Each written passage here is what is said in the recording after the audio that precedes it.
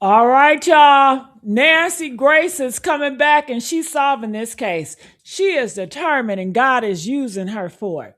Now, let me tell you, it's a witness that is coming up, and this witness saw the altercation.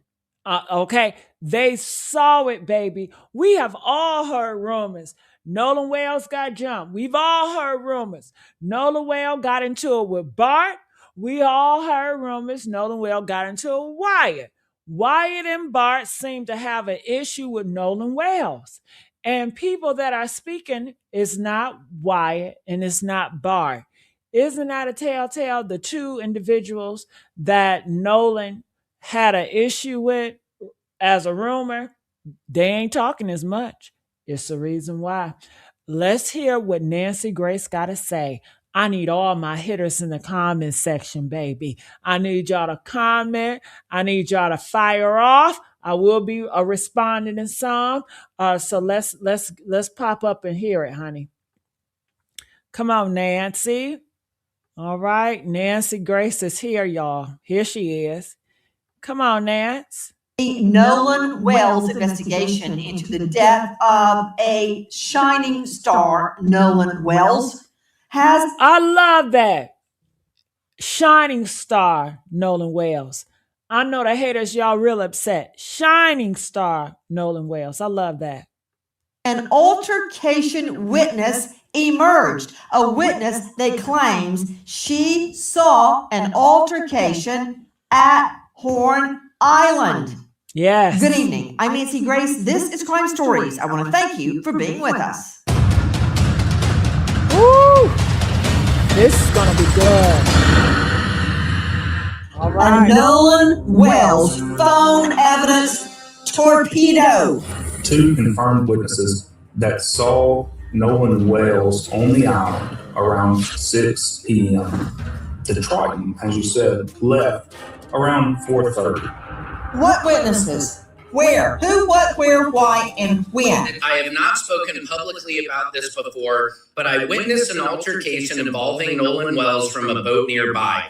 What I saw has stayed with me, and I believe it's important information. I have provided or intend to provide my account to the appropriate investigators because Nolan's family deserves the truth. Out of respect for the ongoing investigation, I won't speculate beyond what I personally observed. While I was on the boat near the area, I witnessed an altercation involving Nolan Wells and several other individuals. I saw what appeared to be an argument that escalated after there was a dispute involving Nolan's phone. I heard Nolan yelling for his phone to be returned. The argument continued after the group reached shore, and I observed a physical fight involving Nolan and multiple people. I also observed a young woman telling them to stop. At that point, I left the area because the situation had appeared to be getting worse. I did not remain long enough to witness what happened afterward. Everything beyond what I personally observed would be speculation, so I cannot honestly say what occurred after I left. Then she said she messaged one of the individuals that she saw, hey, I just want to say I was a passenger on another boat and I saw the argument between you guys and we'll go to the police with this information. I also have video footage. My husband doesn't show much, but it shows the argument that was taken and how you guys were upset at Nolan because of the young lady. That's from Secret Service Sam on. Whoa!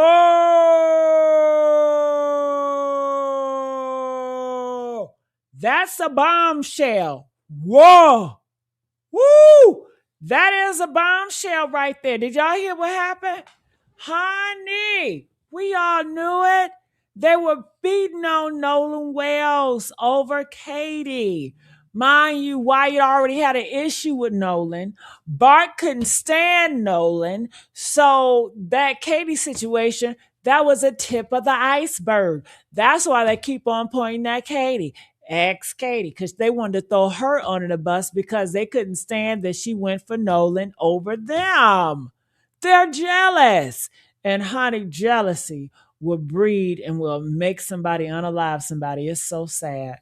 Woo, honey, I want to rewind it again, but I'm not. TikTok. Okay. How is this helping the investigation? I'm trying to make sense of so many people online making comments. Now, if this is true, if there is a witness who has a husband with her on the boat and they took a certain amount of video, it could change everything, especially if the video is time stamped. Straight out to veteran trial lawyer, defense attorney Philip Dubay joining me. He's joining us out of LA. Formerly in the public defender's office, they try a ton of cases.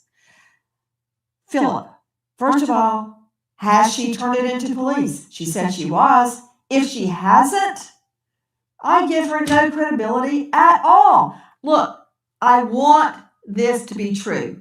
Why? Because I want the video. I want to see the timestamp on the video. I want to see, was he still on Horn Island at 4:30 when his acquaintances on the Triton boat left? I want that video. And if she hasn't brought this forward to LE, law enforcement, then it means nothing to me. I mean, if I know a young man turns up dead in the water, and I know there's a controversy surrounding this, I mean, we know she knows that because she's gone online and posted it, then why not hand it over to police? Agreed. And it should go to the grand jury for part of their investigation. But I got to tell you, if I were cross-examining her, should this even go to trial, the first question I'd ask her on that 4th of July, what she had been drinking.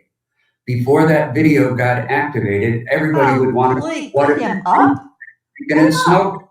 You know how many people were partying ma'am. Have you lost your mind? You defend criminal cases. I bet everybody you put on the stand has either been high, drunk, or worse during the altercation. Well, every witness is not a nun, a priest, or a virgin. Everybody on Horn Island was drinking, man. What are you talking about? I don't care if she took a drink. I want the video. You want the truth, is what you want. You want the truth. And let's and that would be the video.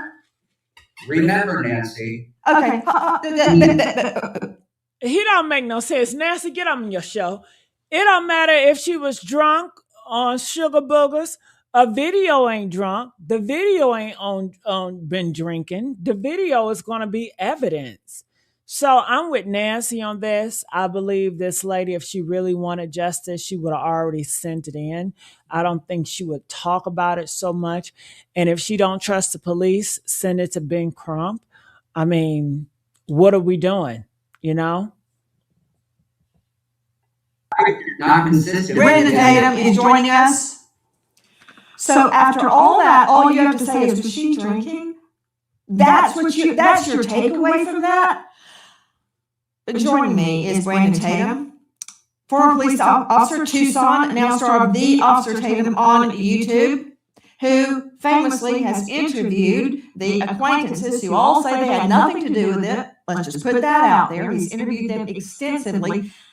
I want to talk about not what you want to talk about, Brandon Tatum, which is they had nothing to do with this, because I met them and I believe them. So noted. Can we talk about a potential witness to an altercation? And she seems to suggest it was over Katie. Why? Don't know what the altercation was. Maybe it was, hey, leave her alone and get on the boat. Or leave her alone, she's my girlfriend. Or it could be anything. But if there is a witness placing Nolan seemingly in the water, I can't tell that, but having an argument with another person, a partier at Horn Island, that is significant. It could prove or disprove your friend's timeline. Well, Nancy, I think that it's a big obstacle to climb here, because I've never heard of this altercation whatsoever. Nobody that I've talked to have alluded that this altercation was real. And also Katie, whom I saw her text messages, she didn't even say this altercation occurred. What I will say is that if I was an investigator in this investigation, I want to hear that. I want to be able to compare that information to other things that we may have, or other witness statements. But I don't think it's significant, because it doesn't show if Nolan Wells was actually killed in that altercation. She's claiming that there was an altercation between him arguing with somebody else. There was a potential fight, but that doesn't get me to how did he drown? How did he get in the water? And how did he not recover and come home to his family? So I would take that into consideration. I would compare that to the other with interviews that I've done, but I don't think it's significant whatsoever. However, I will be incredibly skeptical because there's no other statements that I've heard from anybody that comes even close to an altercation with Nolan Wells and others over a girl. Number one, he's dead shortly after an alleged altercation with another male. We think over a woman. See, in my world, I put together both circumstantial and direct evidence. Direct evidence would be, for instance, DNA or a fingerprint. Circumstantial evidence is the timing of the alleged altercation and his death. Right? Nancy, So, but Nancy, hard for me to believe there's some kind of altercation on Horn Island just before he dies. And they were not sick. That's hard for me to believe that. Well, Nancy, she's not saying he lost the fight. She's not saying that he got beat up. If you look at the autopsy, there's no clear signs of blunt force trauma to his face or any of the vital areas that could kill him. So it doesn't appear that there's any indication that he lost a fight, that there was enough trauma in this particular fight that would lead to his death. And when you look at the autopsy, there is no blunt force trauma to his face. There was no lacerations or damages to the back of his head. This is redness that was underneath the skin. Oh, wait, are you looking at the screen? Because I'm looking at a big red mark on the back of his head. Yeah, but this is underneath the skin. This is not a big red gash just in the back of his head, which would be consistent with blunt force trauma. This is something that occurred underneath the skin that could have been from pooling of blood after his death due to, Okay, I need to explain something. I'll let the experts talk about specifics, but it doesn't appear that. Okay, let's do that. But I want everyone to understand why Officer Tatum is here. Officer Tatum and Philip Dubé and others on our panel tonight are taking a particular side. Right? It's called cross-examination, and it is similar to what happens in court. A theory emerges, a line of questioning emerges, and the other side tests it with fire under cross-examination. And then, hopefully, you get to the truth. Right now, we're talking about an alleged eyewitness to an altercation just before Nolan Wells is dead. If she has not handed this over to the police, it doesn't mean a hill of beans to me. But Tatum has a good idea, and that is, let's let an expert discuss it. To Joseph Scott Morgan, death investigator, professor of forensics, Jacksonville State University. You can see him now on a hit podcast. It's on YouTube, Body Bags with Joseph Scott Morgan.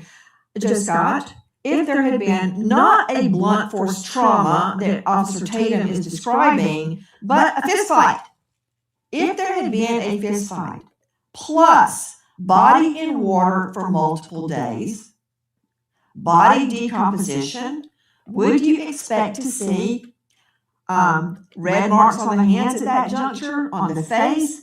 What would you expect if there had been a fisticuff? Yeah, you would see, well, first off, above discolored areas, like consistent with contusions. If there are facial strikes or just body blows, you can actually see abraded areas over the surface of his fingers. And these are very subtle sometimes. And if there is decomposition, which we believe there is, particularly per the second autopsy that was performed, he didn't make note of this. And can I go one more step with this? And this is kind of graphic, but people need to understand this.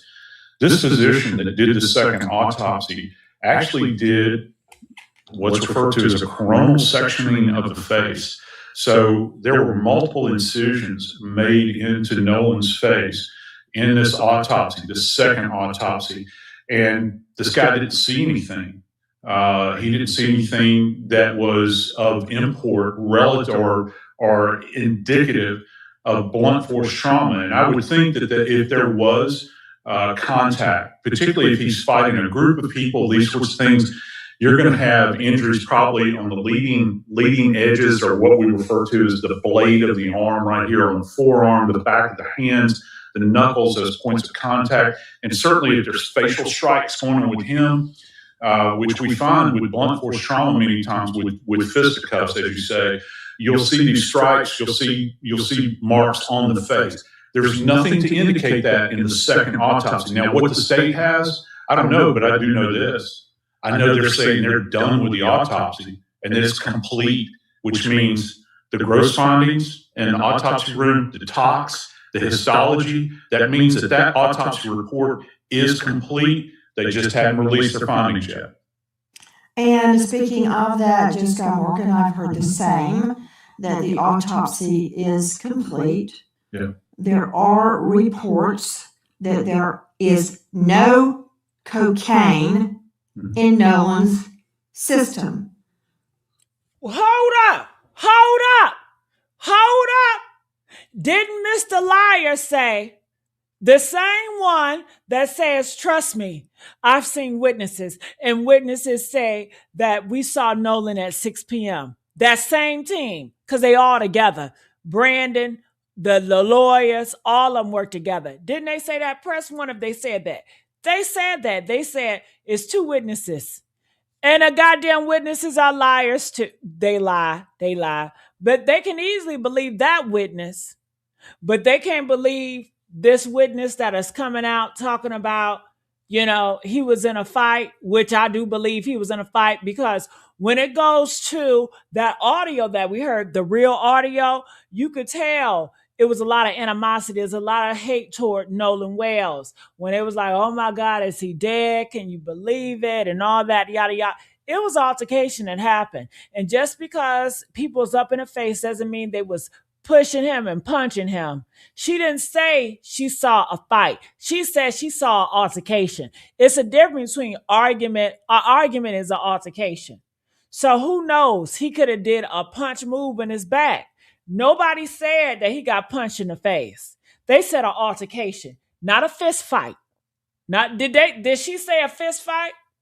Press one if she did not say, she didn't say a fist fight. Press one. You didn't hear no fist fight. So that's some bullshit right there. But Brandon, he gonna tell us, watch when the body come back. It's gonna be some sugar boogers in the system. As you heard Nancy Grace said, it was no sugar booger in the system. So that he's a liar. Lying. That's uncorroborated reports. Okay. But a good source. No cocaine in the system. Yep. Joe Scott, when the body has been in the elements, such as the water, for that long, how can I confirm if he had been drinking or not? Oh, you can still pull a BA, blood alcohol, or blood ethanol level, as it's referred to. And again, Nancy, we're not talking about someone that has been down for weeks and weeks. We can still do the BA, and it can come from urine, blood. We can still draw urine and find it pretty effectively. You'll have what's referred to as qualitative. We've talked about this before, and I know you understand that, but so our friends understand. You have a qualitative amount, which they say, yes, it is present. And then you have a quantitative amount where they do the measurement of the BAC, the blood alcohol content. Just think about DWI, DUI, wherever you're from, those levels. And then we get up to those lethal levels. That's really what I'm interested in relative. And yeah, I'm interested in any of the other toxicological findings you might have relative to anything illicit or illicit drugs. But particularly with alcohol, because that has been kind of this thing that has been said over and over and over again. Well, let me see it. I want to know what the blood alcohol level was like. And historically, I would like to know what his level of experience has been with alcohol. As you well know, because of the cases you've worked on in the past, Nancy, if you're a lightweight, if you've never had anything to drink and you start taking on copious amounts of alcohol, and you're kind of a neophyte in this area, it can have very, very lethal outcomes. Let me understand. Joe Scott Morgan joining us, star of Body Bags with Joseph Scott Morgan on YouTube and Death Investigator. When I'm asking you, even if the body's been in the elements for a period of days, can I still get a blood alcohol? Maybe not from urine, but you certainly can't do a blood test, but can you take human tissue from one of the organs and extract a blood alcohol from human tissue? It'd be very difficult. Generally, the liver is the best candidate. We'll spin that down. We'll take a section of it, spin it down, and liquefy it. But again, I submit to you, Nancy, that he has not been down long enough to compromise the ability to get at least a quantitative amount. Yeah, to get a BA. Okay. To Philip Dubé joining me, a veteran trial lawyer, defense attorney out of the LA jurisdiction. I'm not quite sure why you're so focused on who had been drinking. Let's take a look at the video. Let me answer that for you. Everybody was drinking. Okay, everybody had a snootful. So, even someone drinking can see an altercation, do they? No, of course you can. I can see that crowd of people out there. It was a bustling, hot 4th of July afternoon. But who's to say that the people that she saw included Nolan Wells? And that's why you got to get into her ability to perceive and recollect being impacted by intoxicants such as alcohol. I would want to know if she had imbibed. I really would. Not to mention, the autopsy findings thus far do not reflect any type of physical insults or injury to his body. At most, what you have are signs. I'm asking you about your fixation on the witness having been drinking. Joe Scott Morgan has already addressed the body. I'm talking to you about the alleged witness. Yeah. If she had in fact been drinking, I do believe, unless they really have a video showing him in HD quality, showing that he was in a fight, then I would call her ability to perceive, recollect, and even state that there was an altercation going on in her presence. You know, Brandon Tatum joining us, Officer Tatum on YouTube. I've cross-examined a lot of witnesses, and I cross-examined them exactly on that. How far away were you? Did you know the target? Were you familiar with them? Was your vision obstructed by anything? Were you wearing glasses? Were you wearing sunglasses? What time of the day? I mean, I could go on and on. But unless you have a nun, a priest, or a virgin on the stand, or maybe Angel Gabriel might come down and testify, you have to take your witness as you find them. And I'm sure you've had a lot of drunk witnesses in Tucson to everything from a bar fight to a murder to a dope deal. Look, I'd say a good 50% of witnesses were drunk at one time or the other. That doesn't mean they didn't see what they saw. Well, from a law enforcement perspective, this is not cross-examination on the stand. This is us, what I would deal with a witness is right on the scene. And I'm not too concerned whether the person is drunk or not. I'm not going to test their blood alcohol level on the scene. I want to know specifically, what did you see? What are the identifying markers that you have to say that this is Nolan? If that person can describe them, maybe we'll do a show up. If we have like a video or a picture or something, we can show them and say, hey, does this match the person you think that was here? Then we'll have a good perspective. But there is a challenge here, because you do have to identify him. You can't just say it was a black man out there with curly hair and I think it was Nolan. You're going to have some clear identifying markers that this is Nolan. And then you have to identify the people he was fighting with and the girl.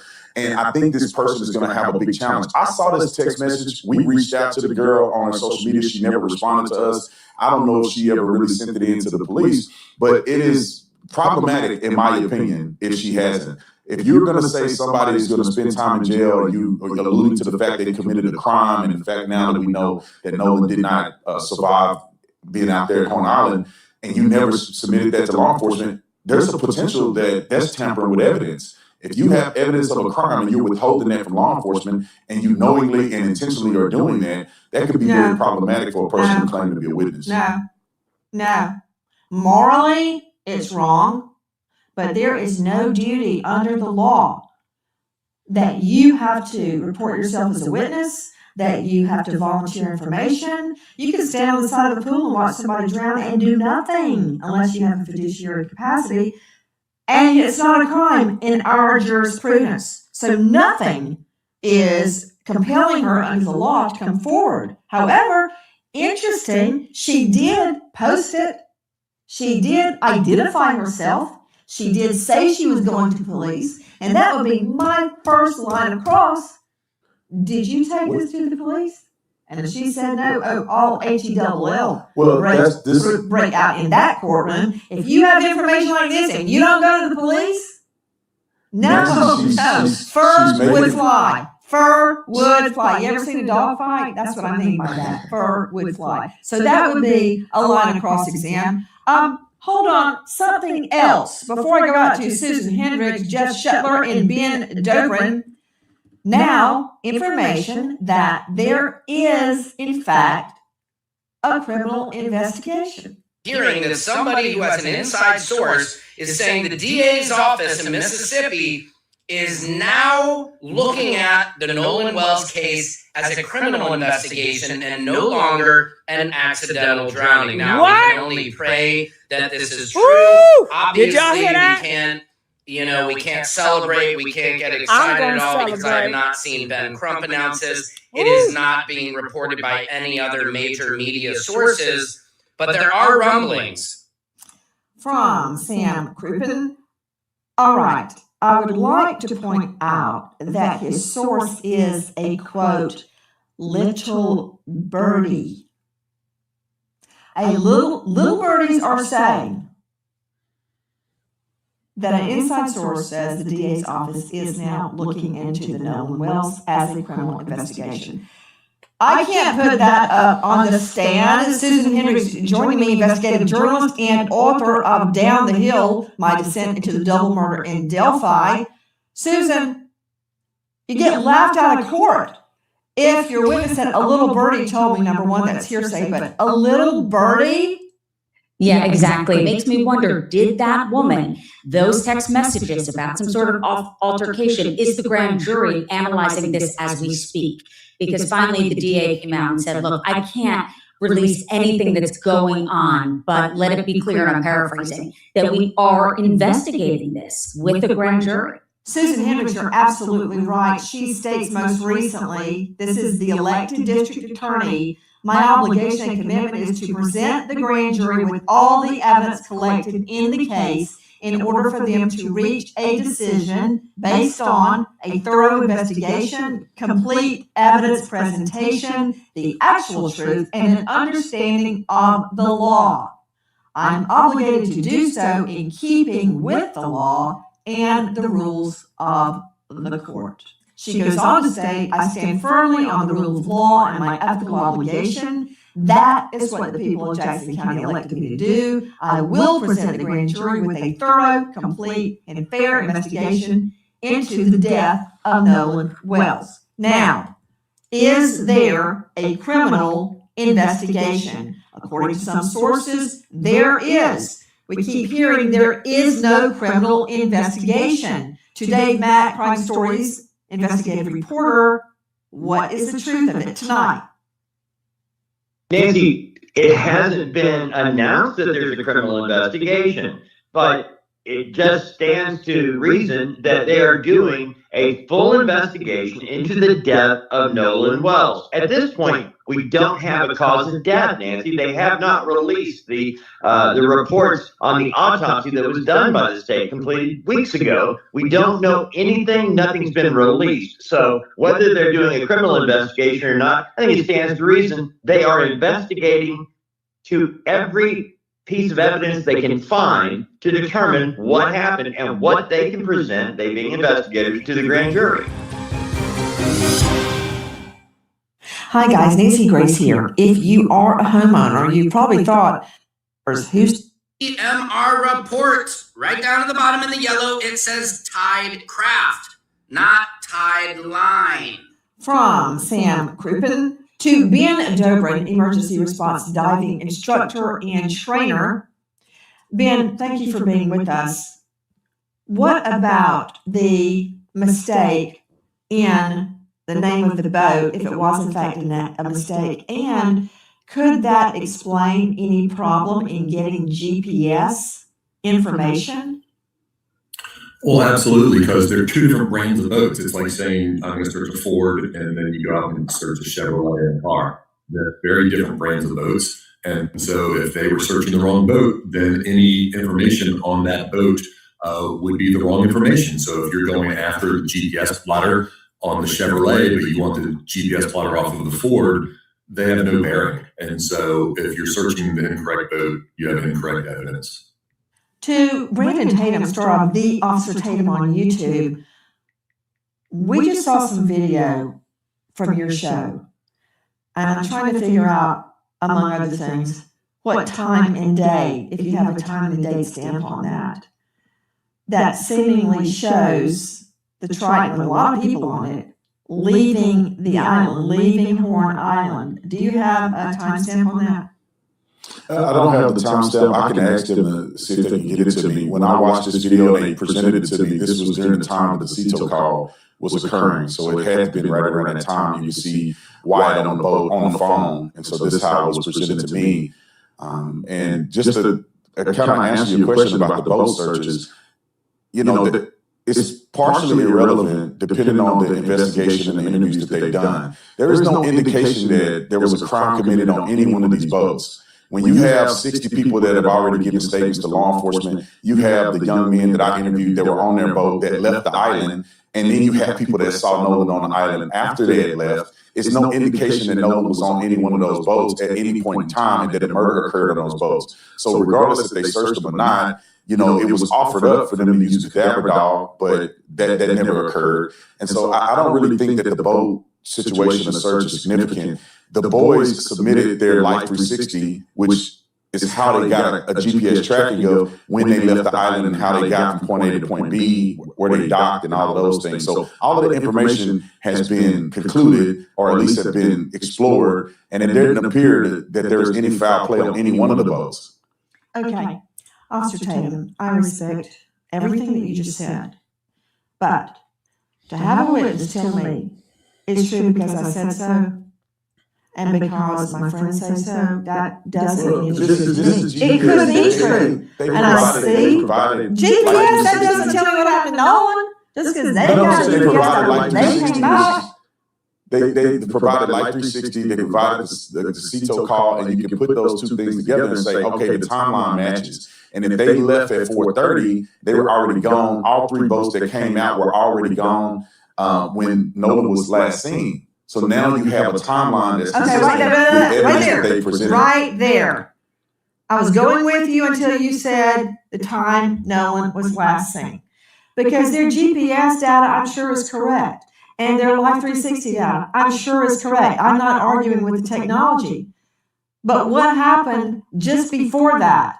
Where was Nolan when they're leaving the island? If you can place him on that island at 5 or 6 o'clock, please do it. And then I will turn attention elsewhere. I'm not trying to hang your friends, the people that you have interviewed.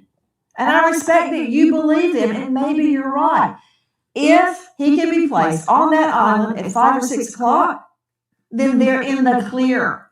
But I want to know who's placing them there and how. Reports have come out that there's two reliable witnesses. TMZ reported on this. They said they saw Nolan a little bit. Man, those two witnesses is just as reliable as the lady that posted that damn note. And just because TMZ put it out there, TMZ is known to put out lies. Nobody in their right mind trusts TMZ as a credible source. 6 p.m. There was also the young lady, Katie, who sent text messages to one of the boys that I interviewed. I saw the text messages where she alluded to the fact that she did not see Nolan get on the boat. She heard the boys yelling for Nolan to get on the boat. So Nolan never got back on the boat that he came on. So you have the boats leaving. You have a CETO call. You have testimony from everybody on the boat. And all of those things have to be taken in consideration. Also, they have already spoke to law enforcement about this. Them talking to me in the interview is them just telling the world what they told law enforcement. If there was any indication whatsoever that he was on the boat based on the testimony that was given from the boys or anybody else, even this new witness that have come forward, I think that there would be a significant investigation leading to an immediate arrest. But they clearly don't have any clear evidence that there's a crime that is committed, and especially a crime that was committed from the boys that I interviewed. I can't speak for everybody else, but I know the young men that I talked to, they were gone. There's no indication that Nolan was on the boat whatsoever. They're giving statements. Katie gave a statement. even this person is claiming that they saw Nolan get into a fist fight. It appears that this person is claiming that the fight has happened after Wyatt and the rest of them had left on the boat. Hi guys, Nancy Grace here. Please join us on Crime Stories. Information to a grand jury. There are reports it is a criminal investigation. What do you make of the possibility this is a criminal investigation? I'll tell you exactly what it is. Jackson County, Mississippi is one of the few jurisdictions in the United States that follows the old Sergeant Code. And what that was back in the day was the days of the coroner inquest, where if you had a violent, sudden, or casual death and they couldn't figure out what happened, you would impanel a jury where the medical examiner or the then appointed or elected coroner elicits testimony from people to try to determine. All right, y'all, I'm going to cut it right there. Justice for Nolan Wells. I need y'all to start commenting more, baby. I can't do this for myself, all right? I'm out.